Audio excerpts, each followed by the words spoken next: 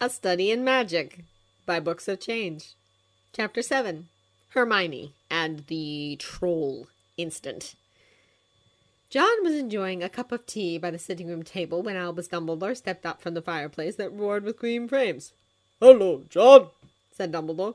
"Dumbledore," John said, smiling. "It's been a while. Please sit." Dumbledore murmured his thanks as John headed over to the kitchen to fetch another cup of tea.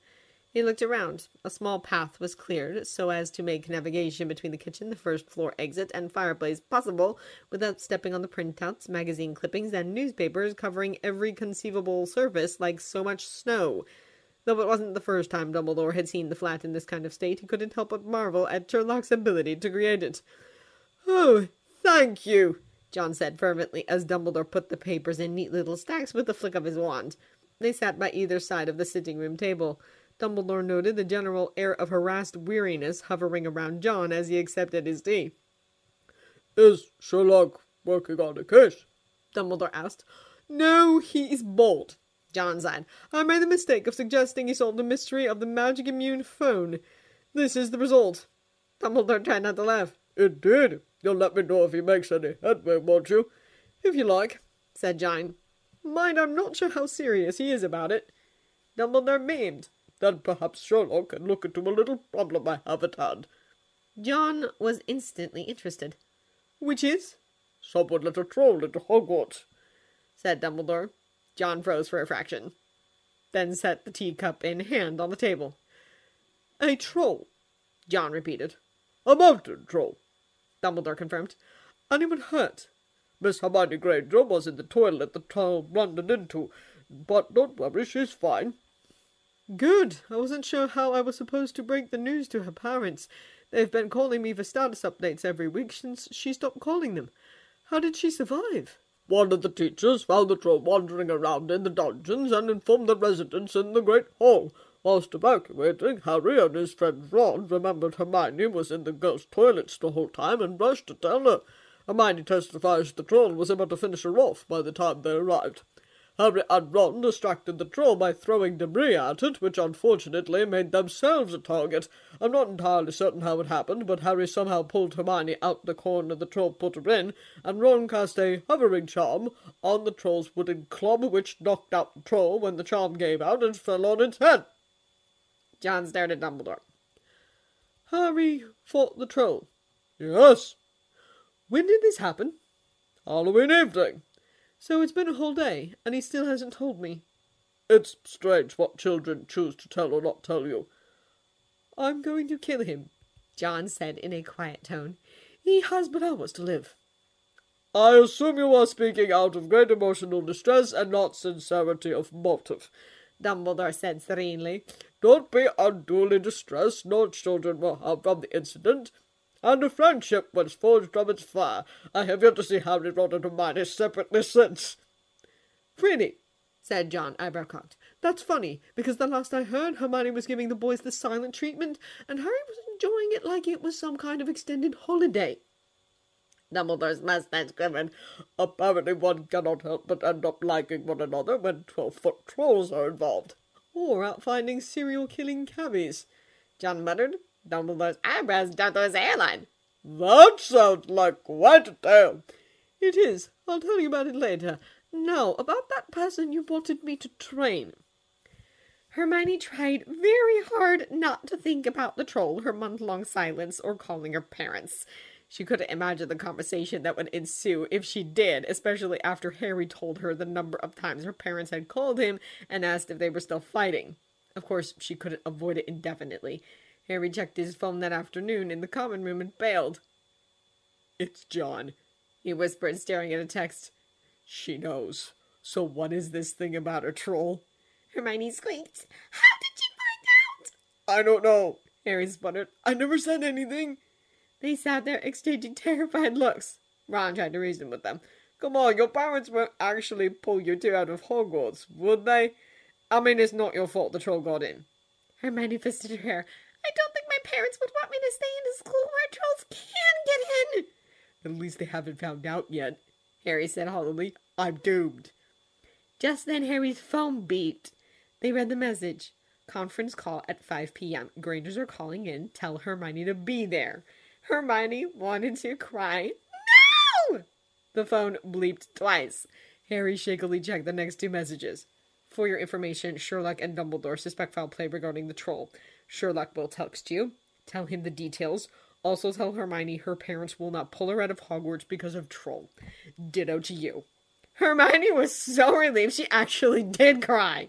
She was still sniffling when they went to visit Hagrid soon after. There now, why are you crying? Hagrid asked as he welcomed them in. Harry explained how he and Hermione had decided not to tell their parents about the troll lest they think Hogwarts regularly had trolls rampaging around, that somehow John heard about it, and that they were just told they weren't going to be pulled out of Hogwarts because of it, thus Hermione was crying from relief. It's always harder for Muggle parents, Hagrid said sagely. They just don't know what's normal and what's not for magic folk. Mind the little witches and wizards would get upset if their first year kid fought a troll. Ron looked away guiltily. Oh, this is Hermione, said Harry as Hagrid prepared tea. A new friend, said Hagrid, eyes twinkling with a smile. I'm Hagrid, but you already know that. So I hear you're the cleverest witch of your year. Hermione felt herself turn burning red. Well, would be a shame if you had to leave Hogwarts when you're so brilliant, Hagrid went on. Professor McGonagall, for one, would have words with you and your parents if you do. Hermione thought she'd just catch fire if she turned any redder.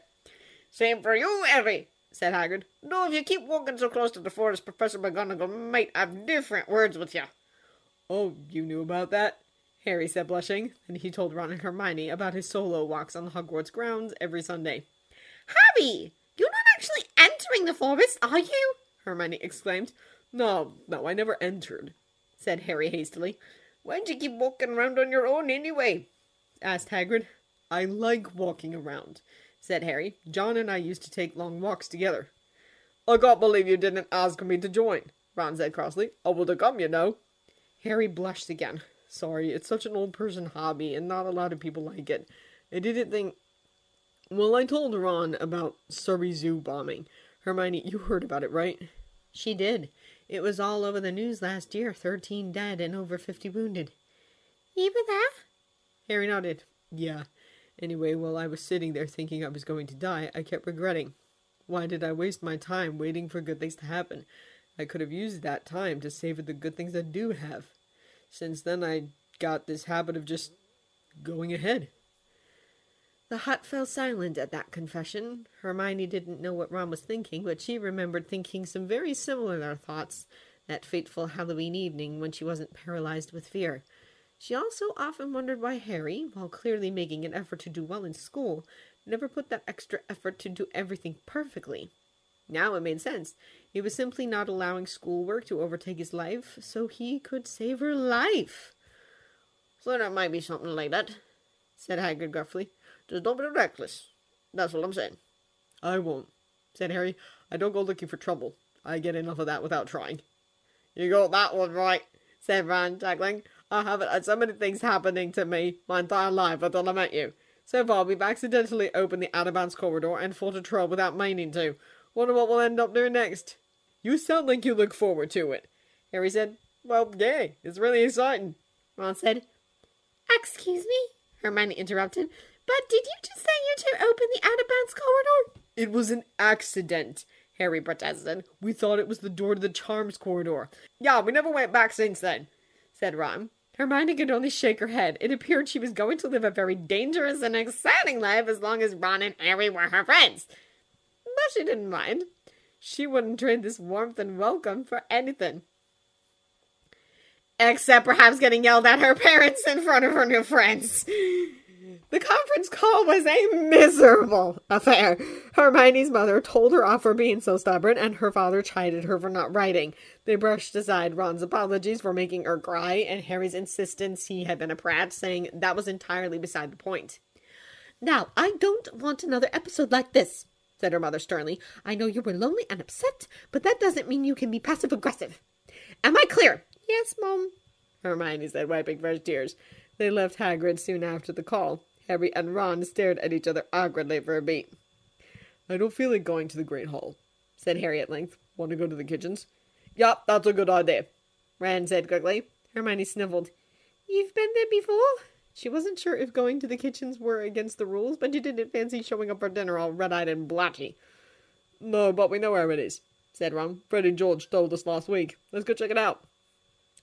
The kitchens were in the dungeons, but unlike the underground passageway which led to potions classrooms, the stone steps they took brought them to a brightly lit broad stone corridor decorated with cheerful paintings that were mainly of food. Look for a door or a painting big enough to be a door, Harry said. The twins hadn't told them the actual entrance. They found a painting showing a gigantic silver fruit bowl. There weren't any other doors. Usually you have to tickle the right spot for doors like these, said Ron. It should be eye level. Come on. They tickled every fruit they could reach and hit jackpot when Harry tickled the huge green pear. It squirmed, juggling, and suddenly turned into a large green door handle. Don't you think it would be great if there was a 3D map of Hogwarts? Harry said as he seized the door handle and pulled. Tells you how to open a door, where you are, how to get where.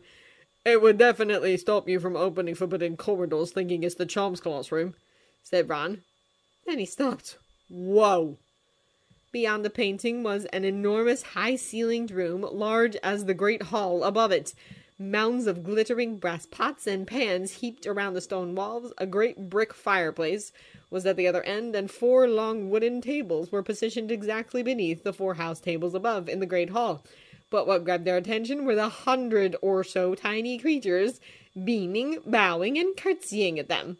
They all seemed to have long bat-like ears, enormous tennis ball-shaped eyes, and short and skinny limbs. Another common feature was their uniform, a tea towel stamped with the Hogwarts crest tied like a toga. Harry blinked several times. Hello, he said. What are you? Ron blurted out. Househouse, sir, squeaked one of the creatures. We is just househouse. Oh, said Harry. He looked as lost as Ron and Hermione felt. Is there anything we can do for you, sirs and miss? Asked another elf. Harry started scratching his head. Well, we were hoping to get an early dinner. So if you don't mind, and if it isn't too much trouble for you. Harry didn't get to finish. The house elves happily ushered them to a small table.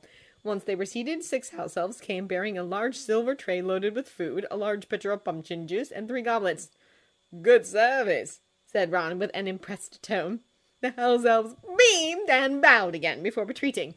They sat there munching on sandwiches and shepherd's pie. As they ate, a troop of house elves placed plates, soup pots, ladles, and cutlery on the 4 long tables while the rest prepped the food. With a snap of a finger, the platters and pots were filled with food. Another snap, and the whole lap vanished, presumably appearing on the tables above. That was amazing, said Harry, wide-eyed. A red blushing tide spread across the elves. One of them stammered, This is nothing, sir. Just a simple spell. No, really, I mean it. You lot are amazing. Harry insisted. A few of the house elves actually burst into tears, so touched were they at the compliment. The rest were bowing so low their noses touched the ground. I think you should stop, Harry, said Ron, grinning. You might give them a big head. What else do you do besides kitchen work? Harry asked as the elves took away their plates and placed different kinds of desserts. We take care of the castle, sir, squeaked a house elf. Just little things like cleaning, airing, and the laundry. Oh, so you're the ones taking care of the laundry. I wondered about that, said Hermione. Yeah, did it seem like a job for Filch? Ron said thickly. He started on a cream cake. Oh, no, sir, no. Mr. Filch only cleans the halls, said the elf from before. Hermione wondered if it was a spokes elf of sorts. We is responsible for the classrooms, common rooms, dormitories, and the fireplaces. Do you take care of the food stock, too? Hermione asked. Yes, miss, squeaked the hypothetical spokes elf. Mr. Haggard and Professor Sprout grow the vegetables, and we take care of the produce. What about the meat? Ron asked. We get a shipment every week, sir. I see, Hermione said. She never thought this was how Hogwarts operated on a day-to-day basis. She had always assumed there was a human staff working behind the scenes, just like the Muggle counterparts, except they used magic. Obviously, she was wrong. Is there anything else we can do for you, sirs and mitts? Asked the spokes elf. Harry was about to shake his head when Ron nudged him. Didn't you want to ask them about that pizza thing? Ron said.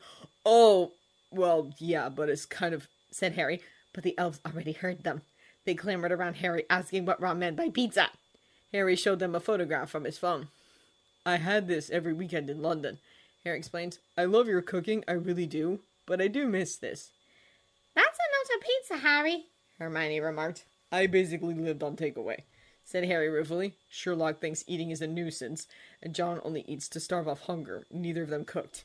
If it weren't for Mrs. Hudson, I wouldn't have had any homemade food. That's kinda sad, said Ron. I don't mind. I'd rather spend the rest of my life eating takeaway than not live with Sherlock and John, said Harry very seriously. The ferocity in which Harry said those words made Hermione wonder what kind of people Harry lived with before John and Sherlock. Harry certainly never spoke of them. In fact, he treated his life before John and Sherlock as if it didn't exist. Clearly those years weren't happy ones. As for the elves, they did a curious thing. They asked permission to tap Harry's tongue so they could get a sense of the taste he was seeking. After doing so a few times, they told Harry they would have it ready by next week. I really appreciate this, said Harry. What are your names, by the way? The spoke elf's name was Blippi, and that was about the only name and face they remembered after Blooper, Keepy, Snoopy, really? Plux, and Cobby. When they were done, Harry's eyes were completely glazed over. Right. Thank you so much, everyone, he said. They said goodbye to the elves, who pressed in upon them with extra snacks and cakes to take back upstairs. Then the little elves clustered around the door to bid them good night with many more bows and curtsies. You know, said Ron as they climbed the stairs back to the entrance hall, I've heard about house elves before, but I've never actually met one until today. Weird things, aren't they? It was a bit uncomfortable, all that bowing and curtsying, said Hermione. It was like they were servants and we were their masters. They were definitely happy to serve, said Harry. I wonder if they can really make a pizza just based on my memory of its taste. I mean, everyone remembers taste a bit differently, don't they? If they can, it would be a really amazing bit of magic, said Hermione. Extracting regular memory is complicated enough, but just sense perception memory? House elves are really amazing creatures. It makes you wonder why they aren't mentioned in Fantastic Beasts and where to find them. Perhaps they're beings? Harry said. Maybe, said Hermione, thinking hard. But Fantastic Beasts and where to find them mentioned other beings too. Just then Harry's phone bleeped. Harry took a look at the new text and turned grim. It's Sherlock. He wants the details. What kind of details? Ron asked eagerly. Who came in after the troll got knocked out and what they did. Well, that's straightforward, said Ron. McGonagall, Snape, and Quirrell came in after we knocked out the troll. McGonagall blew a gasket. Quirrell kind of whimpered and sat down. And Snape, said Harry grimly, had a bite mark on his leg. Excuse me, Minerva, but I can't help but notice the distinctly international flair of the Gryffindor table's cuisine. That was Professor Flitwick's squeaky comment on a Saturday afternoon about a week after the troll incident. Professor McGonagall looked over to her house table and saw Harry Potter eating a large slice of margarita pizza. I believe Potter and his two cronies have discovered the kitchens, said Professor Snape as he glared at the Gryffindor table where Dean Thomas was flapping his hand in front of his face, teary-eyed, after putting a large spoon of spicy korma into his mouth. Potter and Weasley have been caught handing out pastries more than once. What we see right now is no doubt the result of Potter making special requests to the house elves. Well, what's wrong with that? Said Professor Sprout indulgently as Ron Weasley brought it a plate of pad thai with a dubious look on his face. Entering the kitchens is not against the rules, and it's difficult for our students to leave without treats once they do. And Mr. Potter no doubt missed the exotic food he had in London. Snape gave a baleful look at Sprout, but didn't say anything. McGonagall noticed he was again drinking a cup of black aromatic liquid that was definitely not tea. Speaking of international cuisine, said McGonagall, what are you drinking, Severus? Coffee, Snape answered. I've been wondering why you stopped drinking tea, McGonagall remarked. What changed? You stopped drinking tea, cried Flitwick. What's wrong with the traditional British morning cuppa? It doesn't wake me up, said Snape, as if that settled the issue. While the teachers debated the merits of tea versus coffee, Justin Finch-Fletchley and several Hufflepuffs came over to the Gryffindor table. They were waving cricket bats. Dumbledore, who had been dividing his attention between an article on a rather lurid case of muggle baiting, and the students, smiled as Dean Thomas jumped to his feet with a football clutched to his side. He and Seamus Finnegan joined the throng of Hufflepuffs, hollering at Harry and Ron to hurry up. Ron dived onto the table and pulled out an oblong ball as Harry wiped his mouth. Dumbledore remembered the loud argument that broke out between the Muggle-raised Gryffindor and Hufflepuff first years and their magic-raised counterparts on Muggle sports. Justin extolled the virtues of cricket, Dean raved about football, and Harry exerted his continued fondness for rugby despite his new fascination for Quidditch. The students from magic families, Ron in particular, couldn't see what was exciting about games that only had one ball and no one was allowed to fly. Apparently, the first years had taken Harry's suggestion that they all see for themselves the merits of Muggle ball games to heart. "Come on, Neville, Hermione, you two," rang Harry's voice. Hermione sighed and put away her book. Neville Longbottom hesitated for a second before getting up. The first years ran out of the great hall like a tidal wave. Dumbledore caught a glimpse of Neville's side profile before they made a complete exit. The boy's round face was shining with joy. Dumbledore returned his paper, smiling. It wasn't very often he saw something so beautiful these days.